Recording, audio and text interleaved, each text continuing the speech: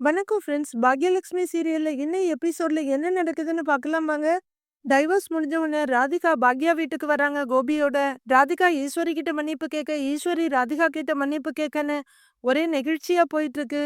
எல்லாரும் சாப்பிட்டு முடிச்ச உடனே ஹால்ல வந்து உட்கார்றாங்க. ராதிகா ஃபோன்ல ஓ இன்னொரு 5 மினிட்ஸ் ஆகுமா, சரி சீக்கிரம் வாங்கங்கிறாங்க. 10 மினிட்ஸ்ல கேப் வந்துரும்னு ராதிகா சொல்ல ஈஸ்வரி எழுந்து போறாங்க. ராதிகா ஏர்போர்ட் தானே, நான் ஃப்ரீயா இருக்கேனே, நான் டிராப் பண்றேனேங்கிறாரு கோபி. இல்ல வேண்டாம், நான் கேப்லயே போயிடுறேன்னு ராதிகா சொல்ல, ஒன்னும் ப்ராப்ளம் இல்ல ஷூர் அப்படின்னு கோபி கேட்க ஆமான்னு தலையாட்டுறாங்க ராதிகா. பாக்யாவும் செல்வியும் கிச்சன்ல இருக்காங்க, எதையோ பேக் பண்ணிட்டே இருக்காங்க. உள்ளர போயிட்டு வெளியே வந்து ஈஸ்வரி ராதிகா இங்க வான்னு கூப்பிட ராதிகா எழுந்து பக்கத்துல போறாங்க. இந்தா இத வாங்கிக்க, வாங்கிக்கமான்னு ஒரு பேக நீட்டுறாங்க. இனியாவும் பாத்துக்கிட்டே இருக்காங்க. பேக்ல இருந்து ஒரு பாக்ஸ் எடுத்து ஓபன் பண்ண அதுல ஒரு புடவை இருக்கு. பிடிச்சிருக்கான்னு ஈஸ்வரி கேட்க பிடிச்சிருக்குன்னு தலையாட்டுறாங்க ராதிகா. என்ன ஆசீர்வாதம் பண்ணுங்க, நல்லா இருமான்னு உங்க வாயால சொல்லுங்க அப்படின்னு ஈஸ்வரியோட காலை தொட்டு கும்பிடுற ராதிகா கொஞ்சம் உடைஞ்சு போய் என்ன ஆசீர்வாதம் பண்ணுங்கன்னு கேக்குறா. ஈஸ்வரியும் கைய அவங்க தலையில வச்சு நல்லா இருமா, நல்லா இரு, ரொம்ப வருஷத்துக்கு நீ சந்தோஷமா இருக்கணும் அப்படின்னு வாழ்த்த ராதிகா கலங்கன கண்ணோட நிமிர்ந்து பாக்குறாங்க. அவங்கள குனிஞ்சு தூக்கி எழுந்திரிமா, மையுவ கேட்டேன்னு சொல்லு அப்படின்னு ஈஸ்வரி சொல்றேன் அப்படிங்கிறாங்க ராதிகா. அவ பெரிய பொண்ணாகும் போது சொன்ன வந்து, அதே மாதிரி அவ கல்யாணத்துக்கும் சொல்லி அனுப்பு, அது வரைக்கும் நான் உயிரோட இருந்தா கண்டிப்பா வரேன்னு கண்ணை தொடச்சுக்கிறாங்க ஈஸ்வரி. அம்மா நீங்க இன்னும் ரொம்ப வருஷம் இருப்பீங்க, மயு கல்யாணத்துக்கு கண்டிப்பா நான் உங்களை கூப்பிடுவேன், நீங்க கண்டிப்பா கலந்துகிட்டு மயுவை வாழ்த்தணும் அப்படின்னு ராதிகா சொல்லிட்டு இருக்க. கண்ணை தொடச்சிட்டு பாக்யாவும் ஒரு பேக தூக்கிட்டு வர்றாங்க. ஆண்டவன் புண்ணியத்துல அதெல்லாம் நல்லபடியா நடக்கும்னு ஈஸ்வரி சொல்லிட்டு இருக்க. இந்தாங்க இத மையோ கிட்ட குடுத்துருங்கன்னு பேக நீட்டுறாங்க பாக்யா. தேங்க்ஸ் பாக்யா அப்படின்னு ராதிகா வாங்கிக்க. எதுக்குன்னு கேக்குறாங்க பாக்யா. எனக்கு ஏதாவது ஒரு பிரச்சனை வரும்போது அது என் மூளைக்கு உரைக்கிறதுக்குள்ள எனக்கு ஆறுதல் சொல்ல நீங்க வந்து நிக்கிறீங்க, இப்ப வரைக்கும் நிக்கிறீங்க, இதுக்கெல்லாம் பதிலுக்கு நான் என்ன செய்ய போறேன்னு தெரியல அப்படின்னு ராதிகா சொல்ல, நீங்க எதுவுமே செய்ய வேண்டாம், முன்னாடி ஒரு தடவை நீங்க என்ன அக்கான்னு சொல்லியிருக்கீங்கல்ல, அது நீங்க மறந்துருக்கலாம், ஆனா நான் மறக்கல. ஒரு அக்காவா என்ன செய்யணுமோ அதைத்தான் நான் செஞ்சேன், இனியும் செய்வேன். உங்களுக்கு ஒரு அக்காவா இந்த ஊர்ல நான் இருக்கேன், மயுவுக்கு ஒரு பெரியம்மாவா நான் இருக்கேன், அத மறந்துடாதீங்கன்னு பாக்யா சொல்ல, தேங்க்ஸ் பாக்யா, ரொம்ப தேங்க்ஸ் அப்படின்னு ராதிகா சொல்ல எல்லாரும் ராதிகாவையே பார்த்துட்டு இருக்காங்க. டக்குன்னு அவங்க மொபைல் ரிங்காக எடுத்து இதோ வந்துடுறேன் அப்படிங்கிறவங்க கேப் வந்துருச்சு அப்படின்னு சொல்ல எல்லாரோட முகமும் அப்படியே வாடி போயிடுது. அவங்க ஈஸ்வரி கொடுத்த பேக் எடுக்க போக இனியா எடுத்து கொடுத்து ஹெல்ப் பண்றாங்க. வரேன்மான்னு ஈஸ்வரி கிட்ட சொல்ல பத்திரமா இருங்கிறாங்க அவங்க. பை இனியான்னு சொல்ல இனியாவும் தலையாட்ட, நல்லா படிக்கணும், +2ல சாதிச்ச மாதிரி இனியும் சாதிக்கணுங்கிறாங்க.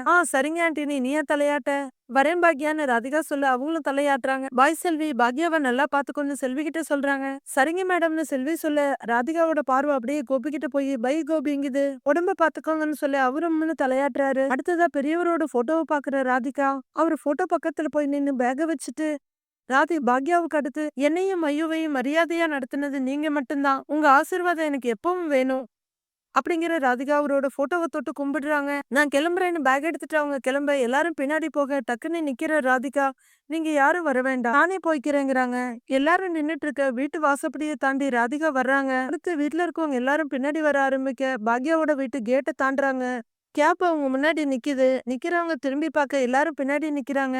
எல்லாரையும் பார்த்து வரேன்னு சொல்லி தலையாட்ட கோபி போயிட்டு வாங்குறாரு. ராதிகா உள்ளர உட்கார வந்து கதவை சாத்தி விட்டு ராதிகா டேக் கேர் அப்படின்னு கோபி சொல்ல ஒரே சோக மியூசிக் ஓடிட்டு இருக்கு. போலான்னு ராதிகா சொல்ல வண்டி கிளம்புது. எல்லாரும் ரொம்பவே சங்கடமா பாவமா பாத்துட்டு இருக்காங்க. ராதிகா வெளியே தலையை நீட்டி பைக் காமிக்க எல்லாரும் பைக் காமிக்கிறாங்க.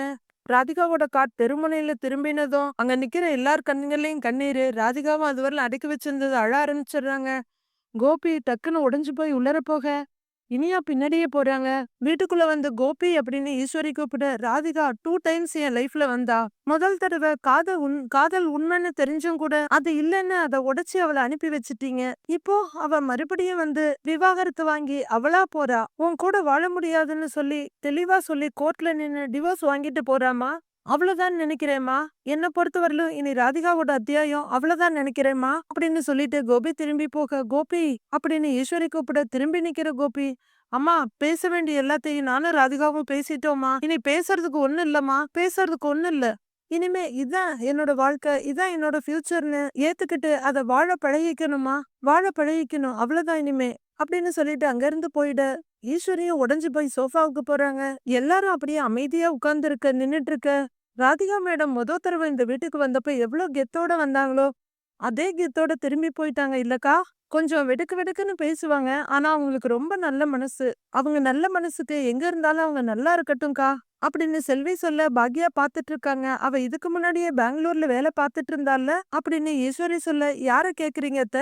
ராதிகாவையான்னு பாக்யா கேட்க, ஆமா அப்படின்னு ஈஸ்வரி சொல்ல, ஆமா வேலை பாத்துருக்காங்க அப்படின்னு பாக்யாவும் சொல்ல, அப்போ அவளுக்கு தெரிஞ்ச ஆளுங்கெல்லாம் இருப்பாங்க. தனியா எல்லாத்தையும் பாத்துக்கிற தேவை இருக்காது. அவ உன் ஃப்ரெண்டா தான் இந்த வீட்டுக்குள்ள வந்தா. அப்படியே இருந்திருக்கலாம். அப்படின்னு ஈஸ்வரி சொல்ல, எனக்கு தான் ஃப்ரெண்டா வந்தாங்க. ஆனா உங்க பையனுக்கு இல்லையே! அப்படின்னு பாக்யா சொல்ல, ஆனா அவ நல்லா இருக்க கூடாதுன்னு நான் எப்பவுமே யோசிச்சதில்ல. அவள மட்டும் இல்ல, யாரையுமே நான் நல்லா இருக்க கூடாதுன்னு யோசிச்சதே இல்ல. பொம்பள பிள்ளைய வச்சுட்டு தனியா இருக்காளேன்னு அவ மேல எனக்கு ஒரு கூடுதல் பரிதாபம் இருக்கதான் செஞ்சது. ஆனா அவ கோபிய கல்யாணம் பண்ணினத தான் என்னால ஏத்துக்கவே முடியல. அப்படின்னு ஈஸ்வரி சொல்ல, கட்டாயப்படுத்தியோ இல்ல உங்க பையன மிரட்டியோ அவங்க கல்யாணம் பண்ணலையே. ஒருத்தர ஒருத்தர் விரும்பி தானே கல்யாணம் பண்ணிக்கிட்டாங்க. அப்படின்னு பாக்யா சொல்ல, நான் அதையெல்லாம் யோசிக்கவே இல்ல பாக்யா. அவ என் பையனை என்கிட்ட இருந்து பிரிச்சுடுவாளோன்னு யோசிச்சேன். அவள கல்யாணம் பண்ணிக்கிட்ட பிறகு கோபி என் பேர பிள்ளைங்கள கவனிக்காம போயிடுவானோன்னு தான் யோசிச்சேன். நீ சொன்னது சரிதான் பாக்யா. நான் என் பையன் என் பேர பிள்ளைங்கன்னு தான் யோசிக்கிறேனே தவிர, மத்தவங்கள பத்தியெல்லாம் யோசிக்கிறதே இல்ல. ராதிகா, உன்ன பத்தியெல்லாம் நான் கொஞ்சம் கூட யோசிச்சதே இல்ல. நீயும் கோபியும் சேர்ந்து இருக்கும்போது உங்க 2 பேருக்குள்ள நெறைய பிரச்சனைங்க வரும். கோபி உன்ன மதிக்காம நடந்துக்குவான். சண்டை போட்டிருக்கான். அப்ப நானும் அவன் கூட சேர்ந்துகிட்டு உன்ன மட்டம் தட்டியிருக்கேன். அதெல்லாம் நான் பண்ணியிருக்கவே கூடாது.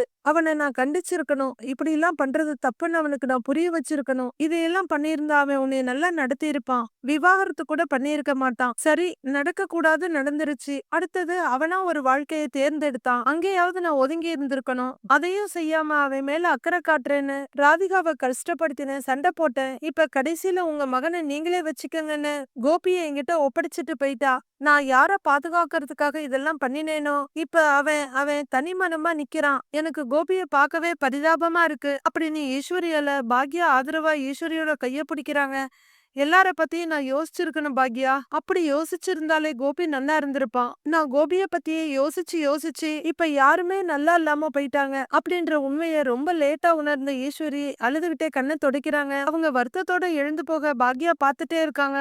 அக்கா, ஏதோ ஒரு பழமொழி சொல்லுவாங்களே, கண் கெட்ட பிறகு சூரிய நமஸ்காரம்னு தெரிஞ்சு என்ன பிரயோஜனம்னு, அந்த கதையா இருக்கு ஓ மாமியார் கதை அப்படின்னு செல்வி சொல்ல பாக்யா பாத்துக்கிட்டே உட்கார்ந்துருக்காங்க. ஒரு ரெஸ்டாரண்ட்ல இனியாவும் அவங்களோட பாய் ஃப்ரெண்டும் காஃபி குடிச்சிட்டு இருக்காங்க. நீ ஓகேவா இருக்கியான்னு அந்த பையன் கேட்க, இனியா மூட் அவுட்டா இருக்க மாதிரி இருக்காங்க. இருக்கேன். நீ எக்ஸாம் நல்லா எழுதிருக்கியா அப்படின்னு இனியா கேட்க, அதெல்லாம் சூப்பரா எழுதியிருக்கேன். கண்டிப்பா ஃபுல் மார்க் வந்துரும் அப்படின்னு அந்த பையன் சொல்ல சிரிக்கிற இனியா, எக்ஸ்பெக்டட் தானே. ஆனா ராதிகா ஆண்டி வீட்டுக்கு வருவாங்கன்னு நான் எக்ஸ்பெக்ட் பண்ணவே இல்ல. பாவம் அவங்கள அவங்கள நான் ரொம்ப கஷ்டப்படுத்தி இருக்கேன். அவங்க வீட்ல போய் இருந்தும் பிரச்சனை பண்ணியிருக்கேன். அவங்க எங்க வீட்டுக்கு வந்திருந்தப்பவும் பிரச்சனை பண்ணியிருக்கேன். அவங்க வயசுக்கு கூட மரியாதை கொடுக்காம ரொம்ப திட்டி இருக்கேன். அதையெல்லாம் நினைக்கும் போது எனக்கு இப்ப ரொம்ப கஷ்டமா இருக்குன்னு இனியா சொல்றாங்க. அது எதுவுமே நீ தெரிஞ்சு பண்ணல. உன்னோட சிச்சுவேஷனுக்கு ஏத்த மாதிரி ரியாக்ட் பண்ணிருக்க, அவ்வளவுதான். அதுக்காக தான் அவங்க கிட்ட போய் சாரி கேட்டல. அதோட விட்டுரு. அதுக்காக எப்பவோ நடந்த விஷயத்தை ஏன் அதுக்காக இப்ப ஃபீல் பண்ணிட்டு இருக்க அப்படின்னு அந்த பையன் சொல்ல, நீ என்ன சொன்னாலும் நான் அவ்வளவு இம்மெச்சூர்டா நடந்திருக்க கூடாது. ராதிகா ஆண்டிய அப்படி ஹர்ட் பண்ணிருக்கவே கூடாது. டாடியும் அவங்களும் ரொம்ப வருஷத்துக்கு முன்னாடி கல்யாணம் பண்ணிருக்கணும்னு நினைச்சிருக்காங்க. உனக்கு அது தெரியும் இல்லன்னு கேக்குறாங்க இனியா. ஏதோ கோபியும் அந்த பையனும் ஒன்னா படிச்ச மாதிரி இனியா கேட்க, அப்படின்னு அந்த பையன் தலையாட்டுறாரு. தாத்தா தான் அவங்கள பிரிச்சுட்டாரு. நீயும் ஒரு மாதிரி டல் ஆயிட்ட. அவங்கள நினைச்சு வருத்தமா இருக்கா அப்படின்னு இனியா கேட்க, இல்ல, நம்மளையும் அந்த மாதிரி பிரிச்சுட்டாங்கன்னா என்ன பண்றது அப்படின்னு அந்த பையன் கேட்டு வருத்தமா முகத்த வச்சுக்க, நம்மள எதுக்கு பிரிக்க போறாங்க அப்படின்னு இனியா கேட்க, ஒருவேளை பிரிச்சுட்டாங்கன்னு அந்த பையன் கேக்குறாரு. இப்படி எல்லாம் பேசாத சொல்லிட்டேன்னு இனியா சொல்ல, ஒருவேளை உங்க வீட்டு ஆளுங்களுக்கு என்ன பிடிக்காம போயிடுச்சுன்னா என்ன பண்றதுன்னு அந்த பையன் கேக்குறாரு. உன்னை எப்படி அவங்களுக்கு பிடிக்காம போகும் அப்படின்னு இனியா கேட்க, அதுக்கு காரணமே இல்லையா என்னன்னு அந்த பையன் கேக்குறாரு. என்ன காரணம் சொல்லுன்னு இனியா கேட்க, நிறைய இருக்கு. அதுல முக்கியமான காரணம் வசதி. வசதியில நீயும் நானும் எங்கேயோ இருக்கோம். ஏணி வச்சா கூட நம்ம 2 குடும்பத்துக்கும் எட்டாது. உன் அப்பா அம்மா 2 பேருமே பிசினஸ் பண்றாங்க. உன் பெரிய அண்ணன் ரொம்ப நல்ல பொசிஷன்ல இருக்காரு. எழிலன்னா ஃபேமஸ் டைரக்டர். ஆனா நான், எனக்கு எந்த பேக்ரவுண்டும் இல்லையே. இத வச்சு என்ன ஈஸியா ரிஜெக்ட் பண்ணிட மாட்டாங்க அப்படின்னு அந்த பையன் கேட்க, அதெல்லாம் எதுவுமே இல்ல. இப்ப வேணும்னா உங்க வீட்ல வசதி இல்லாம இருக்கலாம். ஆனா எல்லாமே மாறும். வசதியை விடு. நீ எவ்வளவு பெரிய ஆம்பிஷனோட இருக்க.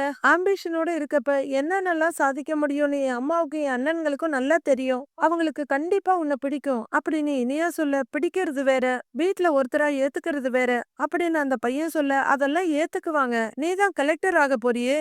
கலெக்டருக்கு தான் நீ படிக்க போறேன்னு சொன்னா எந்த வீட்ல தான் வேணான்னு சொல்லுவாங்க அப்படின்னு இனியா கேட்க, ஒருவேளை கலெக்டர் ஆகலன்னா அப்படின்னு அந்த பையன் கேட்க, அதுக்கெல்லாம் வாய்ப்பே இல்ல. உன் ஹார்ட் ஒர்க்குக்கும் எஃபர்ட்டுக்கும் கண்டிப்பா நீ கலெக்டர் ஆவ அப்படின்னு இனியா சொல்ல, ஒருவேளை ஆகலன்னான்னு மறுபடியும் கேக்குறாரு அந்த பையன். அப்பவும் எனக்கு உன்னதான் ரொம்ப பிடிக்கும், உன் கூட தான் இருப்பேன், எங்க வீட்ல இருக்கவங்கள கன்வின்ஸ் பண்ணி நம்ம லவ் அக்செப்ட் பண்ண வைப்பேன் அப்படின்னு இனியா சொல்ல, யோசனையா அந்த பையன் தலையை குனிறாரு. அந்த பையனோட கைய ரெண்டையும் பிடிச்சி, நான் பாத்துக்கிறேன் எல்லாத்தையும், நீ கவலைப்படாம இருன்னு கன்வின்ஸ் பண்றாங்க இனியா. அப்பவும் அந்த பையன் அப்படியே உட்கார்ந்துருக்க, என் மேல நம்பிக்கை இல்லையா அப்படின்னு இனியா கேட்க, அது நிறைய இருக்கு, இருந்தாலும் கொஞ்சம் பயமாவும் இருக்கு அப்படின்னு அந்த பையன் சொல்ல, நீ பயப்பட வேண்டாம், பாத்துக்கலாம், நாளைக்கு ரெஸ்டாரண்ட் இனாகுரேஷனுக்கு நீ வரல அப்படின்னு இனியா கேட்க, வரணுமான்னு கேக்குறாரு அந்த பையன்.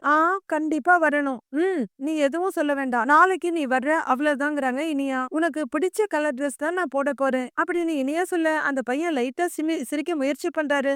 கொஞ்சம் நல்லாதான் சிரியேன் அப்படின்னு சொல்லி இனியா சிரிக்க, அந்த பையனும் சிரிக்கிறாரு. வீட்ல கோபி உட்கார்ந்துருக்க, பக்கத்துல சோஃபால உட்கார்ந்துருக்காங்க ஈஸ்வரி.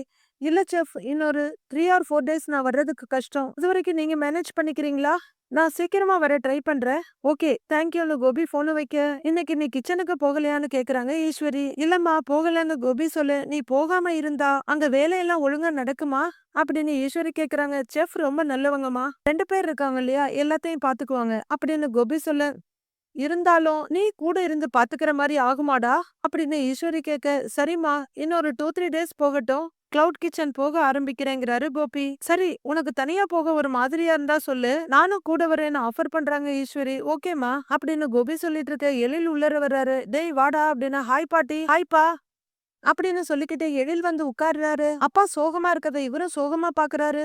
எப்படி இருக்கீங்கன்னு எழில் கேட்க, இருக்கேங்கிறாரு கோபி. என்ன வீடு ரொம்ப அமைதியா இருக்குன்னு எழில் கேட்க, இருக்கிறதே நானு, உங்க அப்பா, உங்க அம்மா, இனியான்னு 4 பேர் தான். இனியா காலேஜ் போயிருக்கா, உங்க அம்மா மாடியில இருக்கா, நானும் கோபி என்னடா சத்தமா பேசிட போறேன்டா.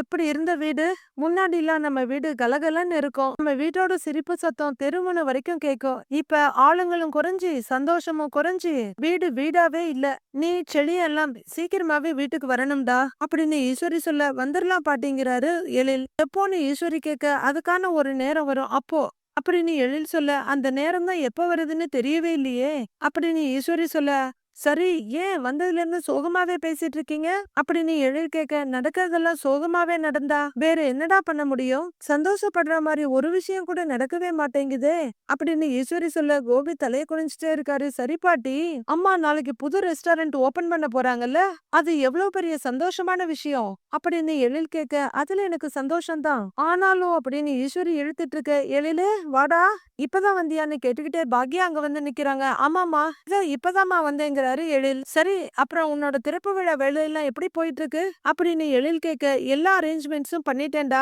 இன்டீரியர்லாம் நேத்தே கம்ப்ளீட் ஆயிடுச்சு, கொஞ்சம் லைட் ஃபிட்டிங்ஸ மட்டும் மாத்த சொல்லியிருக்கேன், அதையும் மாத்திருவாங்கன்னு பாக்யா சொல்லிட்டு இருக்க. பாக்யாவை கொஞ்சம் பிரமிப்போம் ஆச்சரியமா கோபி பாத்துட்டு இருக்காரு. திறப்பு விழாவை பத்தின ஆடு பேப்பர்ல கொடுத்துட்டேன் அப்படின்னு பாக்யா சொல்ல, ஓகேங்கிறாரு எழில். கோபி அப்படியே அட்மைரபிளா பாக்யாவை பாத்துக்கிட்டு இருக்காரு. மீதி என்ன நடக்க போகுதுன்னு நாளைக்கு பார்க்கலாம் ஃப்ரெண்ட்ஸ்.